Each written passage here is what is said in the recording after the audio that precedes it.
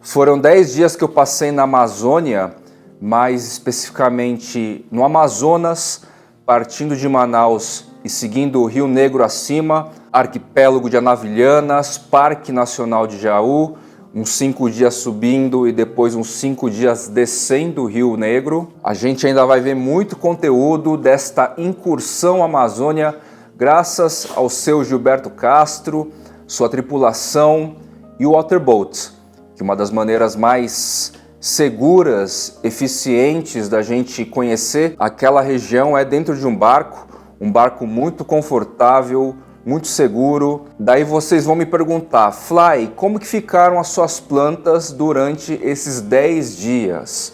Elas não sofreram? Elas não sentiram? Não faltou rega? Não secaram? Não faltou umidade? Bom, primeiro ponto para a gente lembrar é que este período de outono aqui em São Paulo, essa temporada de outono em São Paulo está extremamente atípica ou condizente com as adversidades climáticas que têm ocorrido no mundo inteiro. E com isso, durante os 10 dias que eu estive na Amazônia, não choveu aqui em São Paulo, na capital, um dia sequer. O calor foi bastante prevalente, máximas de 30 graus, quase que todos os dias, de 28 a 30 graus, noites aí de 22 graus. Quando a gente começa a notar uma leve amplitude térmica, deveria ser mais neste período do ano, a gente já deveria estar com mínimas de 18, 17, quiçá 16, e deveria estar ocorrendo também uma garoa mais constante, fininha, nas madrugadas, ao cair da noite, dias mais nublados, mas isso não está acontecendo como de costume. Então, durante os 10 dias, este foi o cenário climático para a gente ter como ponto de referência. A partir daí, calor alto. Para as nossas plantas de subbosque, no caso aqui exemplificadas pelos Anthuriums, embora essa pequena amplitude térmica de 8 graus tenha se manifestado em relação a dias de primavera e verão, que a amplitude térmica é bem mais baixa, o fator temperatura praticamente se manteve igual ao verão recente aí que findou. No último verão também a gente teve aí chuvas muito escassas, a umidade foi bem baixa, a umidade relativa do ar estava bem baixa, embora ocorreram alguns dias de maior precipitação e aí beleza, então a gente tinha naturalmente sem chuvas, umidade de 80% durante 2, 3, 4 dias consecutivos.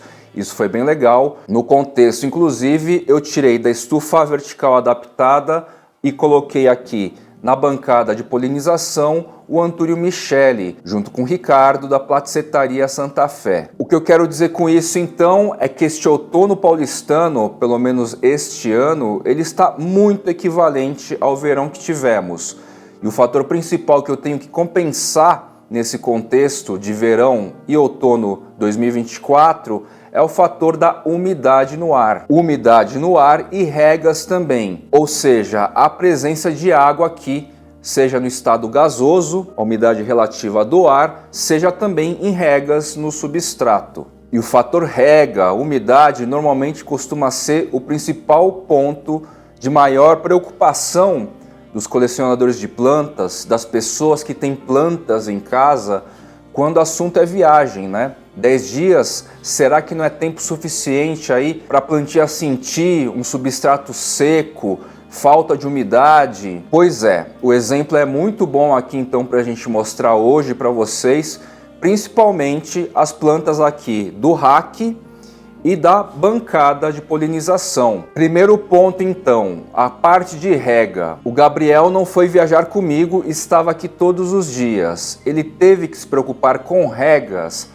A resposta é não. Agora, quanto a repor a água dos umidificadores, a resposta é sim. No período mais tranquilo do dia dele, que é normalmente quando ele volta do trabalho, ele repôs para mim a água de 4 dos umidificadores indoor. E aí, todos os dias então, à exceção de algumas horinhas aí que ele não poderia manusear, não poderia repor para mim, então todos os dias a parte de umidificação, esse equilíbrio, essa compensação em relação a dias muito secos, 30%, 40%, a gente compensou de tal maneira com os umidificadores que, a bem da verdade, eles ficam ligados aí 365 dias por ano, quando não quebra e eu faço a reposição. Como eles ficam muito tempo ligados, dá para dizer aí que a vida útil tem passado de 1 ano, tá? Começa a falhar um pouquinho aqui e ali, começa a fazer uns barulhinhos esquisitos, você dá uma chacoalhada assim para o barulho, porque esses equipamentos originalmente eles não são feitos para ficar ligados por tanto tempo, mas até que eles resistem bem. A parte de temperatura já falei, a natureza aí atualmente está entregando uma temperatura mais alta do que o normal para o período do ano. Hoje, curiosamente, esfriou bem, a gente está com 18 graus, o que seria normal de outono, 18 graus, um nublado e uma umidade mais alta naturalmente. A parte de iluminação artificial aqui, ele tem funcionado muito eficientemente, graças ao sistema de automatização. Eu tenho deixado em média 14 horas por dia, tudo automatizado. Aconteceu aqui um acidente, uma das lâmpadas aqui da estufa, não sei se aquela, a profissional ou a vertical adaptada aqui, uma das lâmpadas quebrou a abraçadeira de novo e tombou, tá? A abraçadeira, ela tem um período relativamente curto de resistência diante exatamente o quê? Da relação de calor e frio, umidade, enfim, quebra, o plástico quebra e tomba. Eu intuí que isso poderia acontecer, avisei o Gabriel, não fazia parte do script, da recomendação que eu deixaria para ele para cuidar para mim, e realmente uma das lâmpadas tinha quebrado, ele fez a correção, ele arrumou aí para mim, foi bem tranquilo, é bem prático para se fazer. E embora este rolê não faça parte em absoluto dos principais interesses dele, ele sempre quebra esse galho para mim, porque a função aqui já está realmente bastante automatizada. E aí, enfim, fica a questão da regra, que meio que de senso comum é o principal ponto quando o assunto é viagem, quando a gente de repente vai passar alguns dias, uma semana ou mais,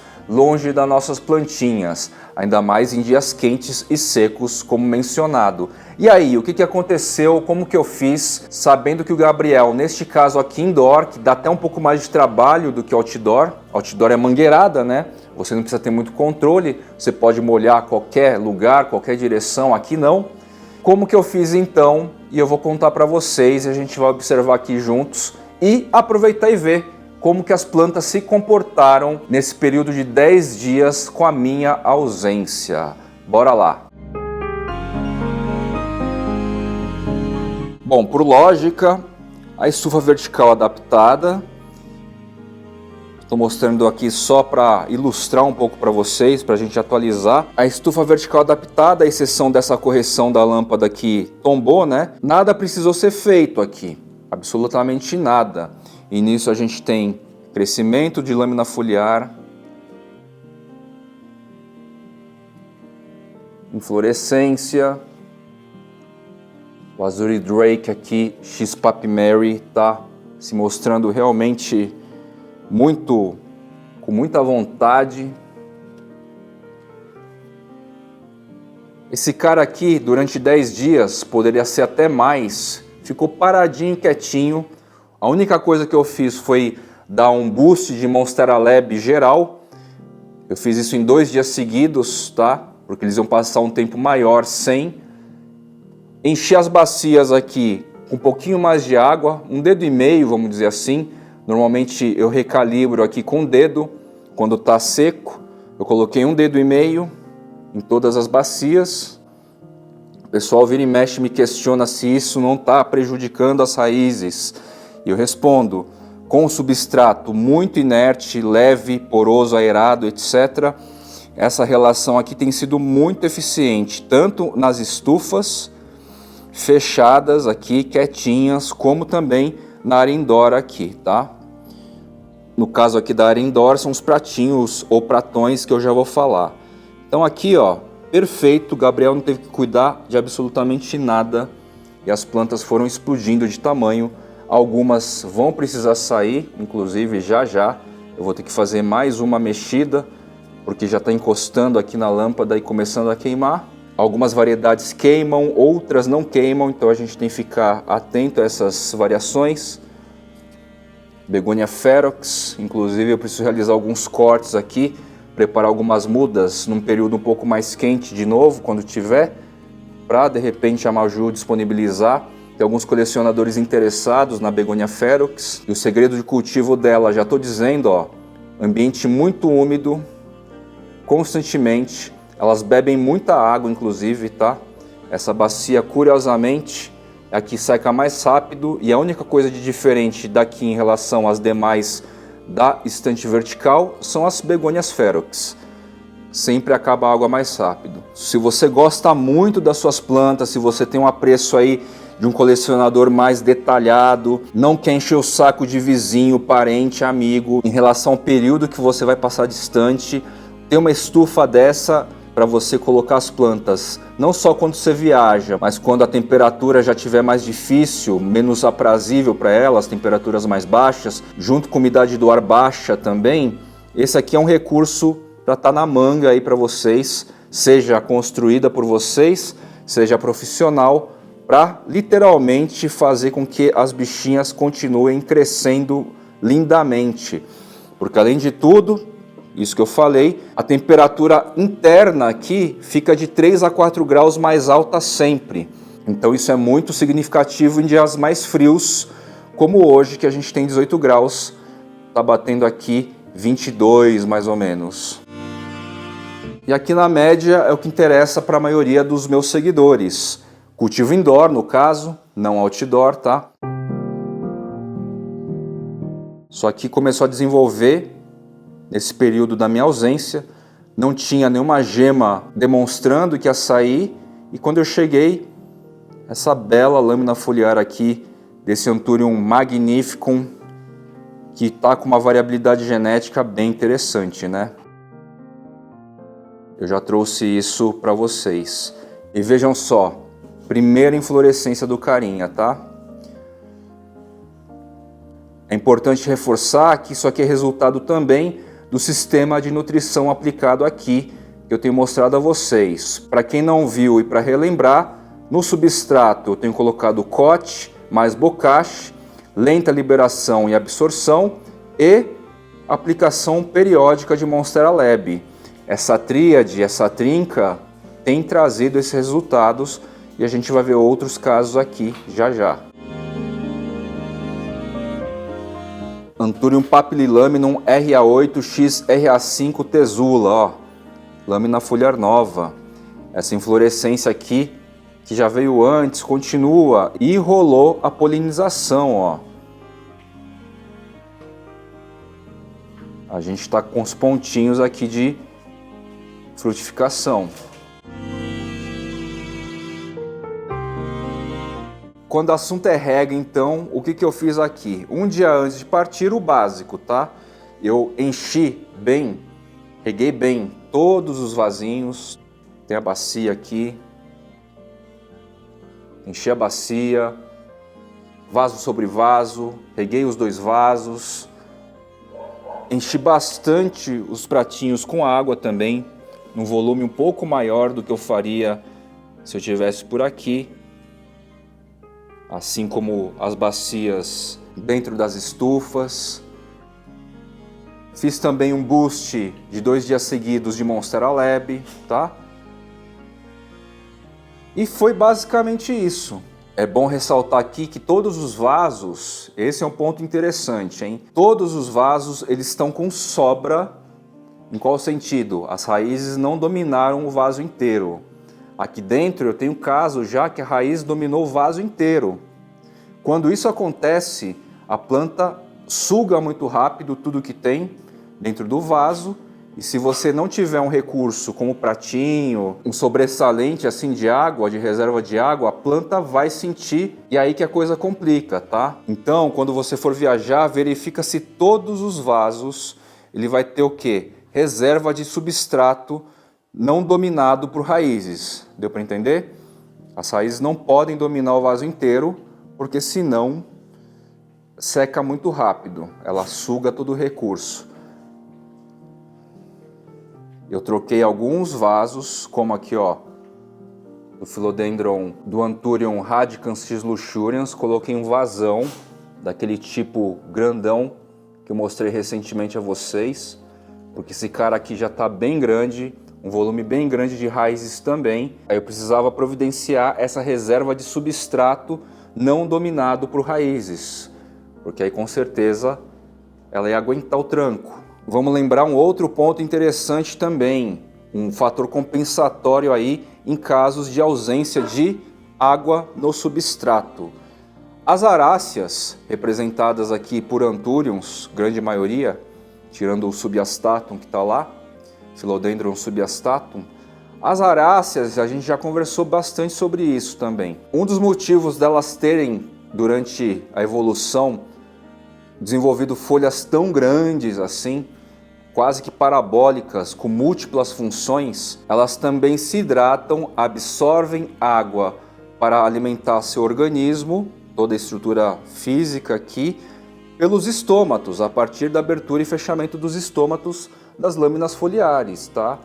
Então essa aguinha, esse vapor que vai se depositando visível e às vezes invisível nas folhagens, os Anthuriums também vão absorver a partir dos estômatos e se hidratar, tá?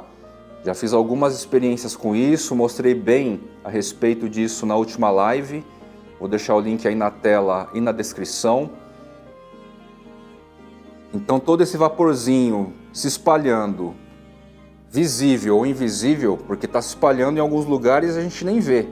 A planta também vai conseguir absorver e cumprir a função de hidratação, de absorção, como se fosse pelas raízes, tá? E um último aspecto interessante é o que? Essa infrutescência começou a soltar no período da minha ausência. E aí eu deixei uma caixinha toda pronta, com os nomes, tudo organizado, com o esfagno já bem hidratado, o vapor d'água precipitando nas paredes, na tampa da caixinha, só para que o Gabriel recolhesse, tirasse os frutinhos, como este aqui. Deixei aí pronta a solução de Ignition Baby. Enquanto ele recarregava os umidificadores, as sementinhas estavam lá, embebidas de Ignition Baby, para que depois ele colocasse na caixinha equivalente, tá? Eu vou trazer conteúdo sobre essa frutificação, essas sementes, porque algo bem notável aqui, nessa segunda infrutescência do Regardens, no caso, tá? Já tive uma primeira. Como são de pais distintos, bem distintos, as sementes, elas também já começam a ganhar características próprias, ou seja, a semente dessa infrutescência, o formato, tamanho até, veio bem diferente em relação à primeira, tá? Bem diferente.